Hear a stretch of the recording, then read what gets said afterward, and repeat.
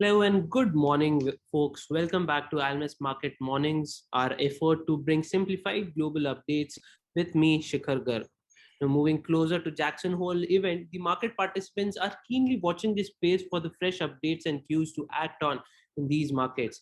While we saw some minor but some correction in dollar strength after data releases yesterday, domestic markets were seen cheering some recoveries in the indices after a good 3 days correction period, but also were seen the major players having their acquisition games strong. And how everyone knows that India is quite fond of cricket, we saw our governor stating or using the reference of the little master from 83 World Cup. Shaktikanta Das mentions that RBI has been playing more or less like Sunil Gavaskar, slowly, steadily, but in the direction that they are being wanting to silently. So that's that with the good reference from the Governor Das. I'd like further updates from you, JK. What's going on? What should we be expecting? Yeah, hi. Good morning. Yes, we did have a good data releases yesterday. I mean, good number of data releases yesterday after a lull for 2 days in the beginning of the week. And main thing was the S&P Global's PMI survey of major economies, which indicated that out of the 6 major economies, 6 of them, 5 of them have actually been below 50, and only UK was above 50. So below 50 actually indicates a contraction. And more importantly, we had the US services PMI, which has slumped to as low as 45.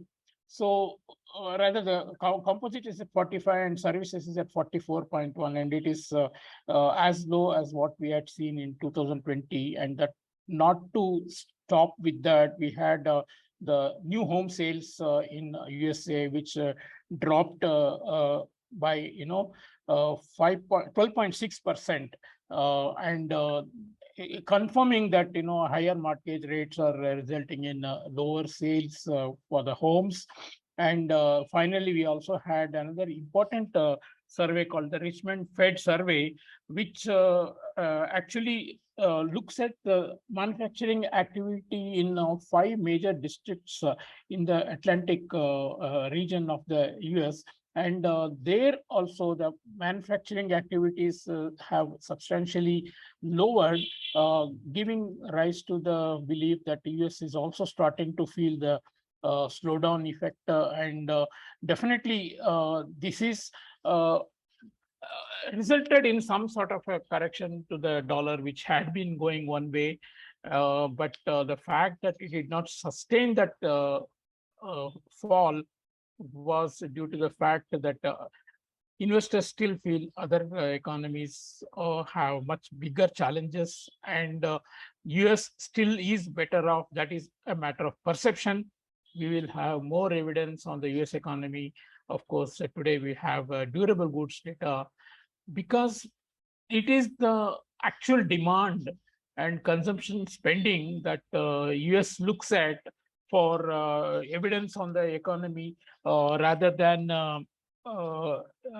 these broader numbers of manufacturing. They would like to see employment, wages moderating, and also the demand for goods moderating. That is not still evident, because the last retail sales number were also strong. We will also have GDP number tomorrow. Again, a negative number is indicated following the first estimate, which was released last month. And according to the popular reading, US is in a technical recession. Of course, we will have another outlook, or rather another assessment next month, which will be the final reading of the second quarter GDP. So the currencies had a volatile day. We saw euro hitting new 20-year low at 0.9901, breaking the 0.9950, which was holding for some time after June, and not to be left behind on the volatility. One of the members of ECB, Mr. Panetta, actually hinted that ECB cannot be hiking rates in very much, because there is a real threat of recession, and whereas some other ECB members are more hawkish, and they would like inflation to be controlled. And actually, this kind of conflicting views within ECB has always been a bane for the euro, and definitely euro is back below 0.9950 once again, quickly from 1.00 levels. And obviously, other currencies just tag the euro. Dollar yen, which was down at 100 and below 136, in fact, is now back above 137. USD CNH is also above 6.87. On the yields, that is a clear indication of what the market thinks, because despite the weak data, yields have kept higher. 10-year is now clearly above 3%, and 2-year was slightly down, which means that market is not valuing these data so much, and they would rather go by what the Powell will say on Friday. And the expectation as of now is slowly getting mixed. Initially, everyone thought that he would be more hawkish, and now it probably looks like he may be trying to send a cautious message because of the indications from the economy. But we'll have to wait and see. And before that, of course, we'll have GDP number, and on Friday, before his speech, we will have the core PCE inflation as well. So a very good amount of data to analyze and come to conclusion about where the US economy is headed. And as far as the dollar is concerned, we almost touched the previous high at 109.29, and now we are not very far away from it, and nothing indicates that the trend in the dollar has changed. Stock markets, of course, had a slightly less volatile day after a big fall in the last 2 trading sessions. And on the rupee, this we have a very narrow range and stable range. And according to me, that's very misleading, because a lot of demand is being met by consistent offers from PSU banks, which we are hearing. And going by our experience previously, such narrow ranges in the rupee eventually lead to high volatility. And looking at the factors that rupee is faced with, the break should be on the higher side. We didn't have oil, which dropped to 90 almost last week, and now it is back above 100. So that's not helping.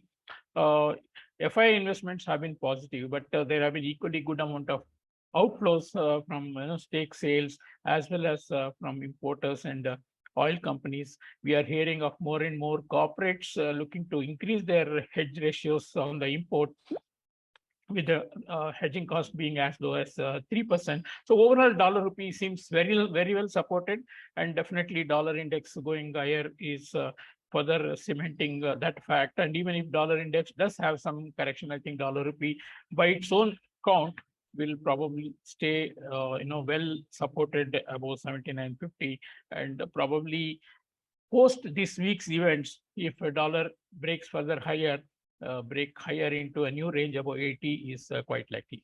Thank you. Okay, JK, that was quite insightful. And I must say the risk does exist with the kind of stability and narrow ranges that we are seeing. There is good possibility, folks, that we are going to have good volatility once there are certain updates released from the Jackson Hole event. On the other hand, we see euro hits new 20-year lows, as JK mentioned, majorly on the backdrop of the energy crisis, high inflation, and not much scope of rate hike from the ECB, considering the possibility of recession. So there's a good weakness that we can see from the Eurozone side, but there's also a question on what's going on with the Russian economy. We are seeing the European economy weakening so much, there would also be an impact over there. And before closing, I'd just like to highlight that I hope RBI continues to perform like the legend Gavaskar was in his prime, slowly building on his innings, only to hit a century eventually. And RBI does the same while managing the volatility and the economic space for the nation. That's it for today, guys. Thank you so much for listening. We'll come back again tomorrow.